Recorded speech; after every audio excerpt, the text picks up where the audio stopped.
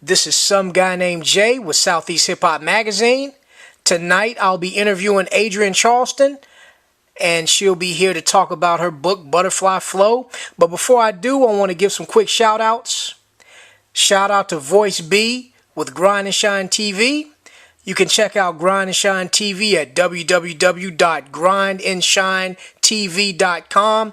Definitely check it out for all the latest entertainment and news and hip hop and exclusive interviews by Voice B. Again, check out grindandshinetv.com. One love to R&B singer Nakia for her new single, The Drug Song. The Drug Song is now available on iTunes. Alright, definitely check that out. Also, check out the new single, Let's Make Love Like the 90s, from Mr. Boom Boom Bang. I can't do it as good as him, but definitely check out the single. I'll put the links in the information box below. Alright, now let's get into this interview with Adrienne Charleston. Alright, this is some guy named Jay, and I'm here with Adrienne Charleston. How you doing, Adrienne? Hey, I'm good. How are you? Oh, I'm just hanging in there. You ready for this interview? Yes. All right, that's good. That's good. So, you got the book out, Butterfly Flow. For those that haven't checked out the book yet, how would you describe the overall feel of the book? The book is mainly about love and relationships, and it's kind of, I named it Butterfly Flow because the chapters are based on the different cycles of the butterfly. So it goes from the caterpillar to the cocoon to the butterfly, and it is my philosophy that I think that everyone is a butterfly, and the caterpillar stage, we're like roaming around. That's when we're dating people, trying to feel things out, trying to figure out this love thing, and then when we move to the next stage, which is also called chrysalis, or what people call cocoon, that's when you're thinking about everything that you've learned and trying to figure out things for yourself and work through what you've been through while you were crawling around, trying to feed and figure things out. And then the last step at the butterfly is when you figure out that the main love is the love of yourself. And then that way, once you love yourself, you can love other people.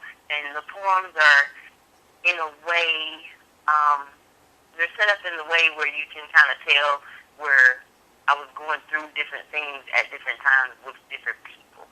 So. Oh, okay. So I'm glad you cleared that up about the, you loving yourself is when you become the butterfly. Because at first, before you said that, I thought you were setting it up to say when you're with somebody, you become a butterfly. And my next question was going to be, so if you remain a bachelor, are you still a caterpillar? Is that what you're saying? But I'm glad you I'm glad you said it. You said it's more about self-love, though. Yes.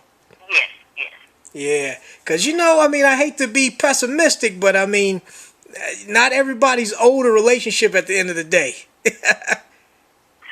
Right. But, if you have the love of yourself, that's the main thing that people need to be in search of. And people need to find different ways to love themselves. And this is just one way that I figured out how to love me. And I want to help others learn how to love themselves because at the end, that's the greatest love of all. You're and right. That's what Whitney Houston says. Oh, yeah. Most people don't recognize that song is about loving yourself, but because they play it at weddings and all the other stuff. But the greatest love of all is about the love of yourself, which is the greatest love. Exactly. Because a lot of people act like relationships, a lot of people act like they can't go through life unless they find somebody. And Right. and they want to hit their head up against the wall trying to find the one and all that other stuff when they don't even really love themselves, and I believe Right. that relationships are supposed to complement you, not complete you, because Exactly. you need to be You have to be complete already. yes, exactly. I've said that many times in post and stuff like on Blacktopia and things like that.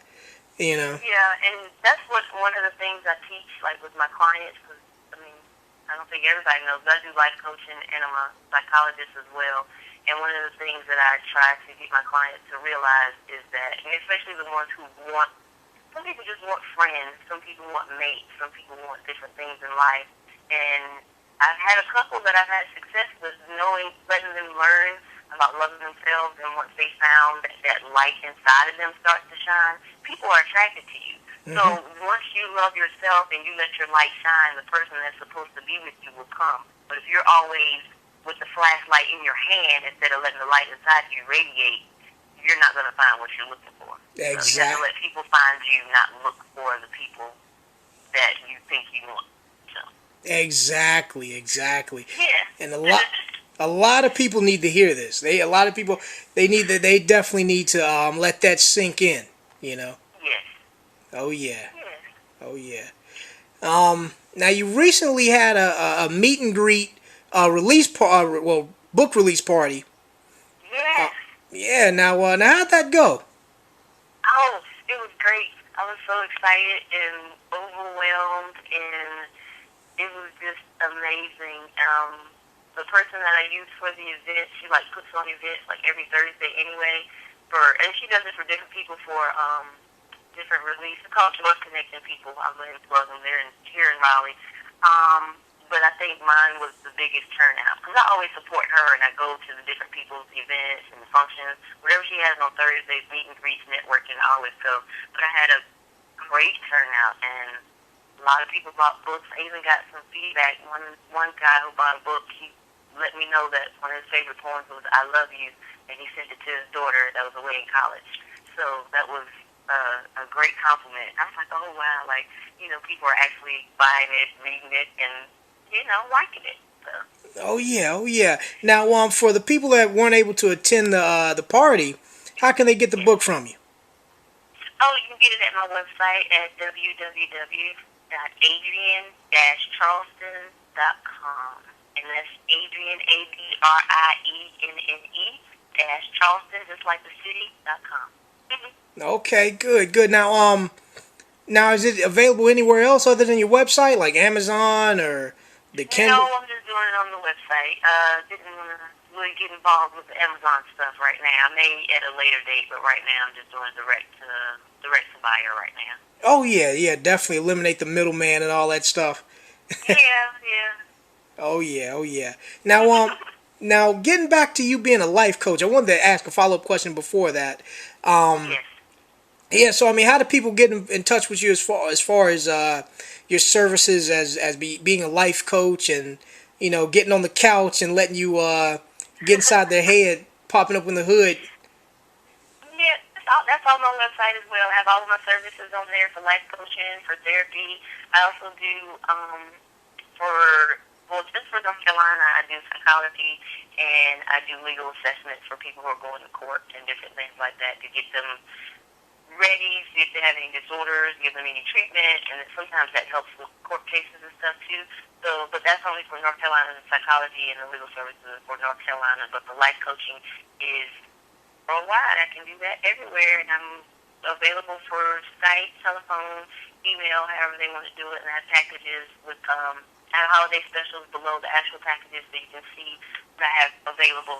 And with life coaching is more time focused. It's like if there's something you want to accomplish or something you're trying to get through at that time. That's how it kind of differentiates from psychology. Psychology is helping through some of the same stuff, but also going back and figuring out why some of these things are happening and helping change your attitude in your mind and get you to where you need to be. Where life coaching is more of goal oriented, and we're trying to get to something, past something, or get you ready for something.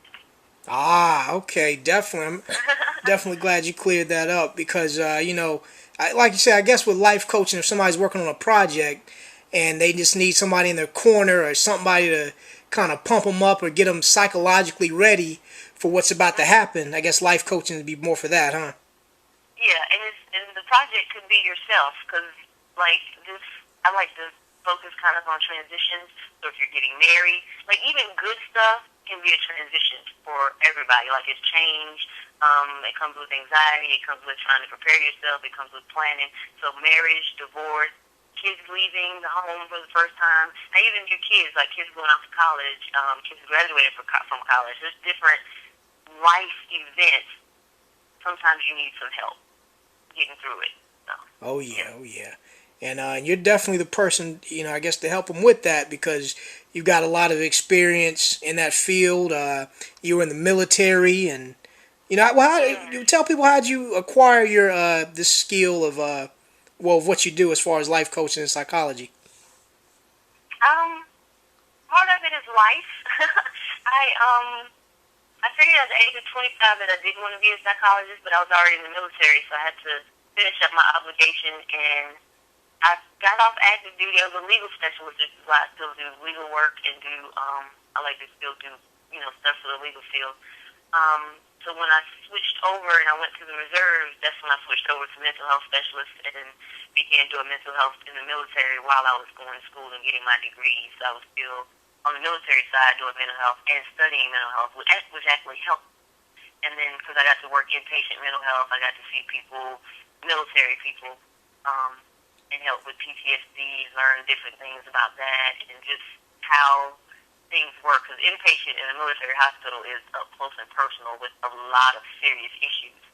And I think that in this field, it's good to know all the serious stuff, but you don't always have to work with it. So, I've done a little bit of everything, and I like a little bit of everything, but I really like helping people just move to the next step in their life and move to their next goal, because I'm all about happiness and love, because that's where I am in my life right now. I've come to the point where I am happy, and I do love, and I want others to feel some of the things that I feel and know that they can have it within themselves as well. Oh yes, that's oh yeah, that's good. Now let me ask you this: when you're going about your day-to-day life, do you find yourself kind of analyzing people or kind of No. stuck? Huh? No. Oh, you don't? No, it's a skill and it takes time because I do meet people. Sometimes I don't even tell people what I do because they think that or they believe that. And my thing is, it's not something you do in everyday conversation. And if people are doing it, you probably shouldn't. If you have a degree and everything, because it actually takes time and brain power, and you have to pay attention. You have to ask certain questions. You have to. It's some stuff behind it which people don't understand, and they think, "Oh, you're analyzing me." No, I'm just going off of what you're giving me, and anybody without a degree can tell that something's wrong with you. That type of thing. But they want to blame it on my psychology degree. I'm like, no, that's not it. And then people try to, like when I'm out and about, try to get me to, well, tell me about me. I said, no, I need at least a couple of sessions, a couple of hours to talk to you, to ask the right questions, to get to what I need to get to, and to get past you, to open up, to let me know what's going on, not just, looking at you and saying, oh, you have this, you're this, you're this. And that's not how it works. Oh, okay. Because and it's actually work. And I like working when I'm out and about. yeah, I feel you. Yeah. Well, shoot, because I thought everybody was a psychologist because everybody, according to the post they done read in Blacktopia, everybody thinks something's wrong with me, but no, I'm perfectly sane. But have you noticed? I've never said anything to you about, Yeah. But anything that I might pick on you and say little stuff here and there, but it's never, oh, you're this, you have this kind of issues, you have this, stop it. No, that's not how it goes. Yeah. Because you're a professional. Anybody can be whoever they want to be on social media. That's not exactly who they are. So that's one of the worst places to try to analyze or tell somebody what's going on with themselves. What they post. Exactly. And another thing I want to say too, like, because I've had some problems with some people. I ain't gonna promote nobody. Right. But there's the thing. Well, not to cut you. I just want to get this in right quick. I know it's your interview. You're not interviewing me, but no, it's okay. Look, I'm working right now. We're good. I can help you out. Definitely. But no, I just want to say this one quick thing. You don't just because somebody says one or two things you don't like or don't agree with, you don't know that person. Right. And you can't say, oh, you're a woman basher because I said, hey, I don't think women should be killing their kids. You don't know me just because you read 2 or 3 posts that you don't like, Right. And so that's the thing, well, yeah. Enough about. And And if you notice, for me to keep my sanity and my happiness, certain things I don't comment on because it's not for me. Like even like if I see people stating, "Oh, I'm really depressed today. Oh, I'm feeling this," I'm not responding because I didn't see it in my mind. I didn't see that because I'm not be liable for your feelings, for your actions, or whatever happens after that. If I post something, so I won't post anything about how people are feeling.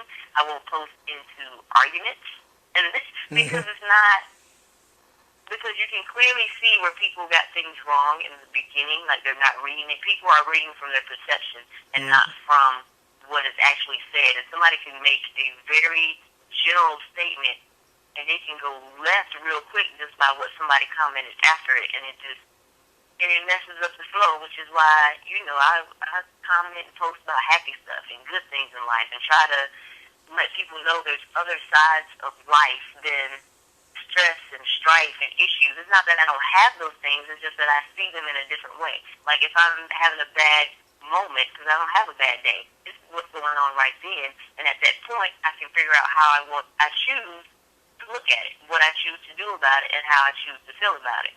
And it works, and I decide, okay, I'm going to be pissed off for a few minutes, and then I take my couple minutes, I fuss, I rant and rave, and I'm done. In the next few minutes, I'm good. Like, sometimes that's all you need. You don't have to harp on something over and over and over and go over something over and over and over. And I'm like, it's not that serious because, especially on social media, because a couple minutes later, people moved on anyway. So. Exactly. Oh yeah. Well, I got that off my chest. Well, good. Well, I've been got it out of my system, but I mean, I just wanted to, when you made that point, I just wanted to kind of add that to that. Like you don't. Yeah, and you know who you are. So, and a lot of people do know who you are, and again, you can't explain it in a post. Yeah. Yeah. Oh yeah. And also going back to the thing about the Thursday, I'm jumping back and forth on the questions. Yes, that's okay. Because this follow-up question. Geminis, I can follow. I keep up. We're all over the place. So. Oh yeah. We both Geminis. Like I like to say, there's two sides to me: the good side and the even better side. That's right. Yeah. Well, jumping back to the event that you did. Yes. With the promoter, you said she does stuff every Thursday night. Now, does she have like artists, or does she have like guest readers or poetry? Like, what does she have every Thursday, or is it a different thing? Yeah, it's different every Thursday. So, like, I did the poetry night. One night she had another lady who was releasing a book. I think it was called the Superwoman Complex. She was a doctor, and she wrote a book about, I think it was about not having to be a superwoman. And I actually linked up with her. And a lot of her stuff are networking events. Okay. So she's also had just purely networking. She's done speed dating on Thursday. They're doing karaoke next month. I can't wait for that. But it's always, if anybody's in Raleigh, North Carolina, look up Joy of Connecting People.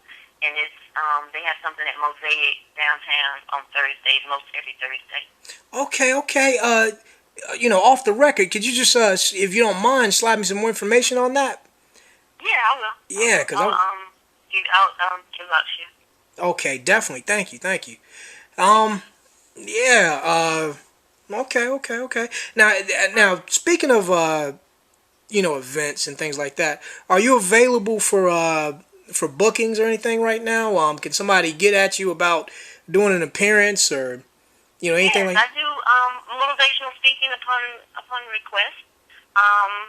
And I let people know up front it's going to be about love and happiness and loving yourself and becoming the person you're supposed to be mainly. I talk about my past and what I've done and how I've gotten to where I am and how I can help other people and how you can do it as well. So I do motivational speaking. You can just either email me at ab, as in boy, Charleston.com, or you can send me a message through the contact page on my website. Definitely. Okay. And is it just for motivational speaking? Could they also get you if they wanted to get like a poetry show or something from you, out of you? Yes, I can do that too. I normally read from my book, but yeah, I can do that too. Okay. Do that as well. Yeah. Okay. Now speaking of the booking, is it just about them emailing you? Like, do you have a press kit or something like that, or some kind of one sheet where I could kind of send the promoters or anything? No, but I can get you one if you would like. Definitely get me one, because I was actually considering putting one together for you myself. Okay. But if you got some information on that, just definitely send that to me, and I'll get that information out to you. I mean, not out to Okay. you. You get it to me, and Out then for out yeah. for you. Yeah, There we go. yeah. I need a life coach to teach me how to talk. That's okay.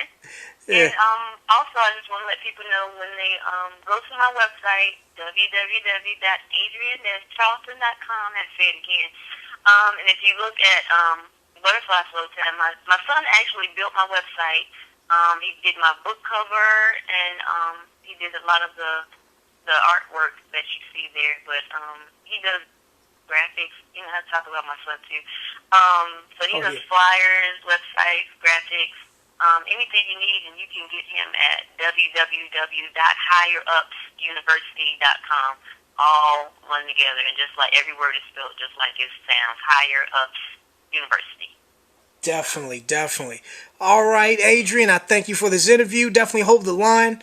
Okay. But yeah, you were listening to just some guy named Jay with Southeast Hip Hop Magazine, Adrienne Charleston, and that's our interview.